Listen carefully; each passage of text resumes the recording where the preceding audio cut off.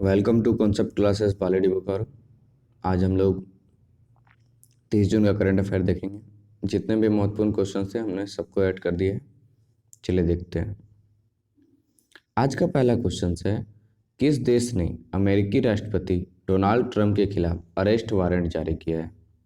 ठीक है, ऑप्शन है ईरान, इराक, चीन, रूस। इस क्वेश्चन का आंसर है ईरान। देखिए, ईरान जो है अमेरिकी राष्ट्रपति डोनाल्ड ट्रंप और ऐसे 30 व्यक्ति के खिलाफ अरेस्ट वारंट जारी किया है। अब ये जारी क्यों किया है, इम्पोर्टेंट ये है। तो आपको पता होगा, कुछ दिन पहले ईरान के जो सेना के अध्यक्ष थे उनका नाम था जनरल सुलेमानी। उनका हत्या कर दिया गया था अमेरिका के द्वारा। ठीक है, इसीलिए अरेस्ट वारंट जारी किया गया है। ओके, ठीक है। ईरान जो है इंटरपोल का भी बोला है कि आप इसके लिए रेड अलर्ट जारी करें। ठीक है, मीन्स रेड नोटिस जारी करने बोला है इंटरपोल को। तो इंटरपोल है क्या, पहले ये जानिए। इंटरपोल मतलब होता है the international crime police organisation. क्या होता है इसका पूरा नाम? The international crime police organisation. इसको शॉर्ट में इंटरनेशनल पुलिस भी बोलते हैं। इसका हेडक्वार्टर कहाँ पे है? लियोन। ठीक है, वो कहाँ पे है? फ्रांस में है। इसकी स्थापना कब हुई थी? 1923 को हुई थी। और इसमें कुल कितने मेंबर कंट्रीज है? 185। ओके, चलिए तो आते हैं नेक्स्ट क्वेश्चंस पे। ठीक है, क्वेश्चन नंबर 2। भारत सरकार ने प्रति महीने कितने पीपीई किट्स को निर्यात करने को मंजूरी दे दी है? ऑप्शन है 30 लाख, 50 लाख, 1 करोड़, 5 करोड़। इस क्वेश्चन का आंसर है 50 लाख। देखिए, पीपीई किट्स क्या होता है आपको पता है? Personal protective equipment kits. ठीक है, एक जमाना ऐसा था जब भारत में पीपीई किट्स खुद के डॉक्टर्स के लिए नहीं था, परंतु आज देखिए भारत निर्यात करने के लिए खड़ा है। ओके, चलिए आते हैं आज के नेक्स्ट क्वेश्चंस पे। कौन सा राज्य दुनिया का सबसे बड़ा प्लाज्मा थेरेपी का ट्रायल करने जा रहा है? ऑप्शन है दिल्ली, महाराष्ट्र, राजस्थान, केरला। इस क्वेश्चन का आंसर है महाराष्ट्र। देखिए, प्लाज्मा थेरेपी होता क्या आपको पता है कि कोविड-19 बीमारी में प्लाज्मा थेरेपी एक सुनने को आया है। तो देखिए, ब्लड में रेड ब्लड सेल, डब्ल्यूबीसी और रक्त विमाणु को हटाने के बाद जो बचता है तरल पदार्थ, ठीक है, उसको बोलते हैं प्लाज्मा। यह पीला रंग का तरल पदार्थ होता है। और याद रखिएगा, किसी भी वायरस के खिलाफ लड़ने के लिए एंटीबॉडी जो विकसित होता है वो प्लाज्मा में विकसित होता है। ठीक है, तो प्लाज्मा थेरेपी बहुत ही कारगर साबित हो रही है। तो इसका सबसे बड़ा ट्रायल किया जाएगा महाराष्ट्र में। एक साथ 500 व्यक्ति को प्लाज्मा थेरेपी से ठीक करने का विचार किया जा रहा है। इसके लिए 72 करोड़ रुपए खर्च किया जा रहा है। देखिए ये सक्सेस होता है कि नहीं। महाराष्ट्र में अब तक 10 में से 9 व्यक्ति प्लाज्मा थेरेपी से ठीक हो जा रहे हैं, तो ये बहुत बड़ी बात है। ओके, आते हैं नेक्स्ट क्वेश्चन पे। Question number 4। टिड्डियों के खिलाफ ड्रोन का इस्तेमाल करने वाला विश्व का पहला देश कौन सा है? चीन, पाकिस्तान, इंडिया, इराक। इस क्वेश्चन का आंसर है इराक, इंडिया।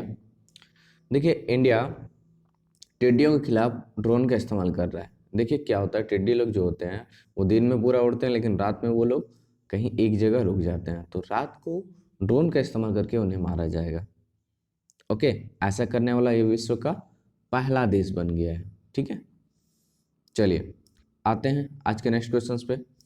किस भारतीय अंपायर को 2020-21 सत्र के लिए आईसीसी के अंपायर के एलिट पैनल में शामिल किया गया है? ऑप्शन है नितिन मेनन, श्रीनिवास वेंकटराघवन, सुंदरम रवि। इनमें से कोई नहीं। इस क्वेश्चन का आंसर है नितिन मेनन। देखिए, एलिट पैनल होता क्या है, पहले आपको ये पता होना चाहिए। एलिट पैनल जो होता है ना, ये सबसे अच्छे एम्पायर्स को इस पैनल में रखा जाता है। ठीक है, टेस्ट और ओडीआई में कप्तानी मतलब अंपायरिंग करने के लिए सबसे जो बेस्ट एम्पायर्स होते हैं उनका लिस्ट बनाया जाता है, उसमें रखा जाता है। ठीक है, तो नितिन मेनन जो है तीसरे भारतीय, याद रखिएगा, तीसरे भारतीय जिन्हें एलिट पैनल में जगह मिला है। सबसे पहले श्रीनिवासन वेंकटराघवन को मिला था, दूसरा था सुंदरम रवि को मिला था। ठीक है, ओके, और एलिट पैनल की स्थापना कब हुई थी, याद रखिएगा 2002 पे हुई थी। कब हुई थी? 2002 पे हुई थी। आप देख सकते हैं नितिन मेनन का फोटो यहाँ पे, ये है, इन्हें पहचानते होंगे, आईपीएल में आपने बहुत बार एम्पायरिंग करते हुए देखा होगा इन्हें। ओके, चलिए, तो जो टॉप के 15 या 10 अंपायर्स होते हैं उन्हें जगह मिलती है इसमें। ओके, आते हैं नेक्स्ट क्वेश्चंस पे। पीसी महानुबोलिस पुरस्कार किसे प्रदान किया गया है 2020 का? उर्जित पटेल, रघुराम जी राजन, सी रंगराजन, इनमें से कोई नहीं। तो इस क्वेश्चन का आंसर है सी रंगराजन। देखिए 29 जून को मनाया जाता है स्टैटिक्स डे, आपको पता है, ठीक है। तो इस दिन पीसी महानुबोलि पुरस्कार देने की शुरुआत की गई है और 2020 का यह पुरस्कार किसे दिया गया? सी रंगराजन को। सी रंगराजन कौन है?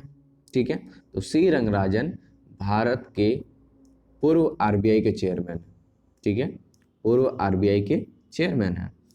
इन्हें आर्थिक गतिविधि में सहयोग के लिए, स्टैटिस्टिक्स के में सहयोग के लिए यह पुरस्कार प्रदान किया गया है। ओके, चलिए आते हैं नेक्स्ट क्वेश्चन पे। क्वेश्चन नंबर 7, किस संस्थान ने 5 मोबाइल मृदा परीक्षण प्रयोगशाला का शुभारंभ किया गया? देखिए मोबाइल मृदा परीक्षण, पहले ये क्या होता है जान लीजिए। तो देखिए मृदा परीक्षण के लिए पहले किसान क्या होता था, मिट्टी लेकर के आप किसी लैब में जाते थे, लेकिन अब ऐसा नहीं है। अब किसान के पास खुद बसेस के द्वारा या लैब जा रही है। देखिए आप यहाँ पे लैब कैसा है देख सकते हैं इमेज में, देखिए तो देखिए ये है ना, ये बस एक लैब है। ओके, ये खुद ब खुद किसान के पास जाएगी, यहाँ पे टेस्ट होगा, आपको तुरंत रिजल्ट बता दिया जाएगा कि हाँ आपका मिट्टी में ये चीज़ कमी है, ये उर्वरक डालिए तो बेनिफिटेबल होगा।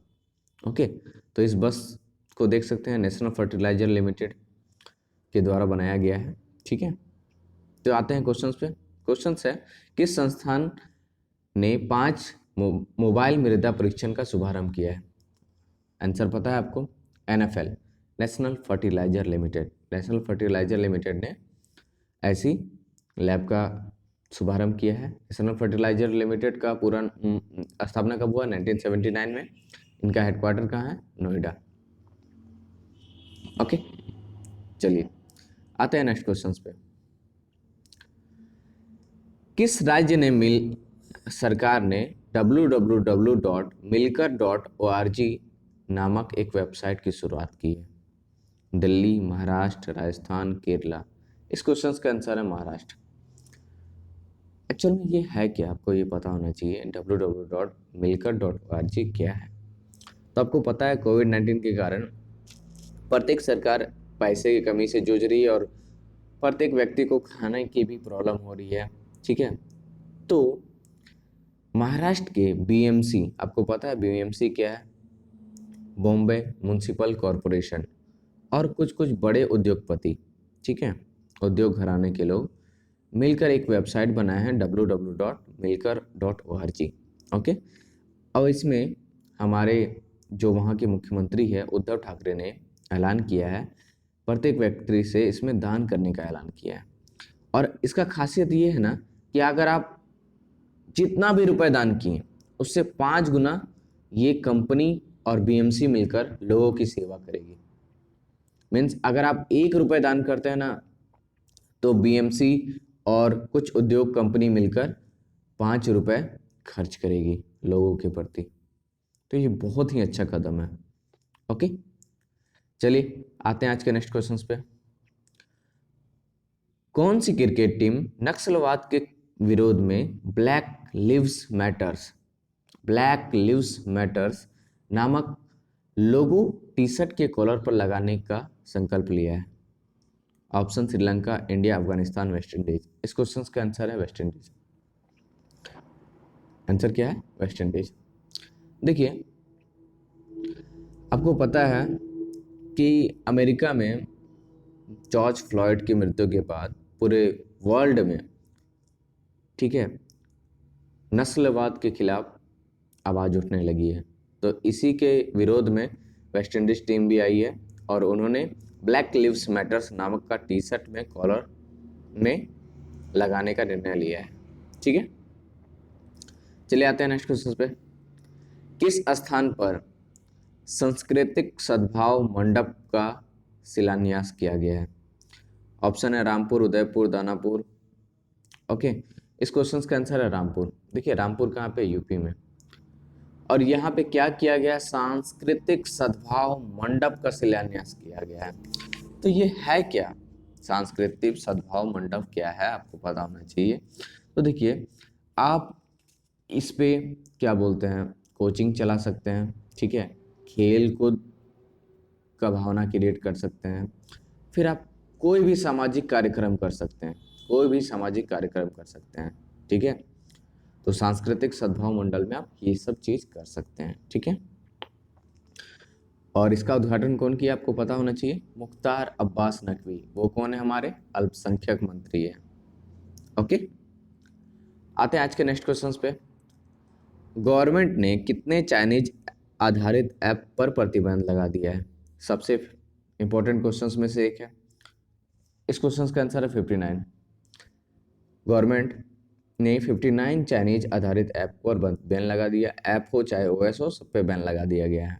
ठीक है, तो ये किस सेक्शन के द्वारा बैन लगाया गया है? तो याद रखिएगा, information technology act section 69A के तहत बैन लगाया गया है। बैन क्या बोलकर लगाया गया है? यह बोलकर लगाया गया है कि ये हमारे संप्रभुता का उल्लंघन करता है, ये डाटा को लीक करता है।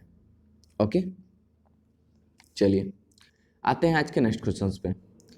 किस स्थान पर कंटिन्यूअस गैल्वेनाइजर रेबार उत्पादन का सुविधा केंद्र खोला गया है? ठीक है, इस क्वेश्चन का आंसर है मंडी। मंडी कहाँ है? तो पंजाब में। मंडी कहाँ है? पंजाब में। तो पहले कंटिन्यूअस गैल्वेनाइज्ड रेबार क्या होता है? देखिए, ये स्टील का एक इतना अच्छा रूप है जो पर्यावरण के बहुत ही अनुकूल है और बहुत ही सस्ता में उपलब्ध हो जा रहा है। तो यह सुविधा केंद्र कहाँ खोला गया है? मंडी में। मंडी कहाँ है? पंजाब में है। ठीक है, और हमारे स्टील मिनिस्टर कौन है? तो वह है धर्मेंद्र प्रधान। ये पेट्रोलियम एवं स्टील मंत्री भी है। ओके, पेट्रोलियम मिनिस्टर भी धर्मेंद्र प्रधान है और स्टील मिनिस्टर भी हमारे कौन है? धर्मेंद्र प्रधान। चलिए आते हैं नेक्स्ट क्वेश्चन पे। किस केंद्रीय मंत्री ने PMFME योजना की शुरुआत की है? ऑप्शन है पीयूष गोयल, धर्मेंद्र प्रधान, हरसिमरन कौर बादल, डॉक्टर हर्षवर्धन। तो इस क्वेश्चन का आंसर है हरसिमरन कौर बादल। तो PMFME है क्या, पहले ये जानिए। इसका पूरा नाम है prime minister formalisation of micro food processing enterprises. ठीक है, ये फुल फॉर्म है। अच्छा, आपको पता होना चाहिए इसकी योजना को पूरा करने के लिए 1000 करोड़ रुपए दिया गया है। कब से कब तक पूरा होने के लिए? 2020-21 से 2024-25 फाइनेंशियल ईयर तक कितना रुपया दिया गया है? 10,000 करोड़ रुपए का इसमें निवेश किया गया है और 9 लाख वैकेंसी इसमें क्रिएट होगा। एक्चुअल में ये योजना का उद्देश्य क्या है? तो ये योजना का उद्देश्य है जितना भी फूड होता है जो सड़ और जल्दी गल जाता है, उसका प्रचार प्रसार करना, उसका जल्दी विक्रय करना, उसका लिए मार्केट उपलब्ध कराना, यह काम है। और आपको ये पता होना चाहिए इसमें सेंट्रल और स्टेट का रेशियो है जो पैसा खर्च करने का, वो है 60:40 का। मीन्स अगर 100 रुपये खर्च हो रहा है तो 60 रुपये सेंट्रल गवर्नमेंट करेगी खर्च और 40 रुपये कौन करेगी? State government. ये नॉर्मल स्टेट्स के लिए है, पूर्वोत्तर के लिए अलग है। पूर्वोत्तर के लिए 90:10 है। पूर्वोत्तर राज्य के लिए कितना है? 90:10 है। और केंद्र शासित प्रदेश के लिए तो 100% कौन करेगी? केंद्र सरकार खर्च करेगी इस योजना पे। ओके, चलिए आते हैं नेक्स्ट क्वेश्चन पे। MSME की सहायता के लिए एट वन क्लिक नामक पहल की शुरुआत किस मुख्यमंत्री द्वारा की गई है? ऑप्शन है हेमंत सोरेन, नीतीश कुमार, विजय रूपाणी, उद्धव ठाकरे। तो इस क्वेश्चन का आंसर है विजय रूपाणी। देखिए, गुजरात के CM के द्वारा कोविड-19 के कारण पता है आपको, हर बिजनेसमैन को प्रॉब्लम हुआ है, चाहे हर व्यक्ति को प्रॉब्लम हुआ है। तो जितना भी बिजनेस करने वाले व्यक्ति है उनके लिए 8200 करोड़ रुपए की ऑनलाइन वित्तीय सहायता ऋण के रूप में तुरंत प्रोवाइड किया जाएगा। यह शुरुआत एट वन क्लिक नामक का पहल के द्वारा किया जा रहा है और यह पहल कहाँ पे हो रही है? गुजरात में। किसने किया? विजय रूपानी ने। एमएसएमई क्या होता है आपको पता है? माइक्रो साइज्ड मीडियम इंटरप्राइजेज, सूक्ष्म एवं लघु उद्योग। ओके, आते हैं आज के नेक्स्ट क्वेश्चंस पे। किस राज्य में 1 जुलाई से किल कोरोना नामक अभियान की शुरुआत की जा रही है? ऑप्शन है त्रिपुरा, मध्य प्रदेश, उत्तर प्रदेश, बिहार। तो इस क्वेश्चन का आंसर है मध्य प्रदेश।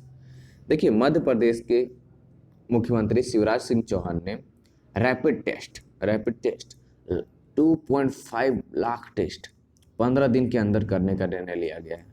ठीक है, और इस अभियान को क्या नाम दिया गया पता है?